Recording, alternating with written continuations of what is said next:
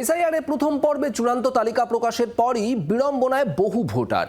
এসআইআর-এর তথ্য অনুযায়ী আজ নজর রাখবো বীজপুর বিধানসভা কেন্দ্রে। গত বিধানসভা ভোটে এই কেন্দ্র থেকে প্রতিদ্বন্দ্বিতা করেছিলেন তৃণমূলের সুবোধ অধিকারী। বিজেপি প্রার্থী করেছিল মুকুল পুত্র শুভ্রাংশু রায়কে। 13,347 ভোটে সুবোধ অধিকারী জয়লাভ করেন। বীজপুর বিধানসভা কেন্দ্রের বহু ভোটারের নামই বাদ পড়েছে চূড়ান্ত তালিকা থেকে। এক নজরে দেখে নেওয়া যাক বীজপুর বিধানসভার এসআইআর তথ্য।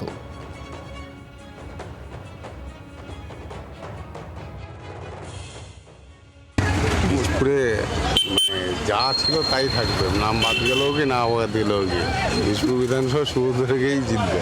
জেনুইন যাতে লোক বাদ না যায়, জেনুইন লোক যাতে বাদ না যায় এটাই মানে ইলেকশন কমিশন দেখতে হবে। 30,000 বাদ গেছে, এটা আরও বাদ হওয়া দরকার ছিল। এই আশেপাশে যা আমাদের বীজপুরের মধ্যে আশেপাশে কোথায় কোথায় দিকে লোকজন এসে সব বসবাস করছে, যার কোনো অস্তিত্ব কিছু নেই। যথেষ্ট ভালো, যারা ওপার বাংলা থেকে আসছে এখানে প্রতিনিয়ত সরকারের সুযোগ সুবিধা নিচ্ছে, এগুলো তো মানা যায় না। এগুলো আমাদের পশ্চিমবাংলার যারা জনসাধারণ রয়েছে তাদের পক্ষে ক্ষতিকর। ভালো হয়েছে, খুবই ভালো হয়েছে। এটা দরকার ছিল কি দরকার আছে। বাংলার আওয়াজ, বাঙালির আবেগ, জি 24 ঘন্টা।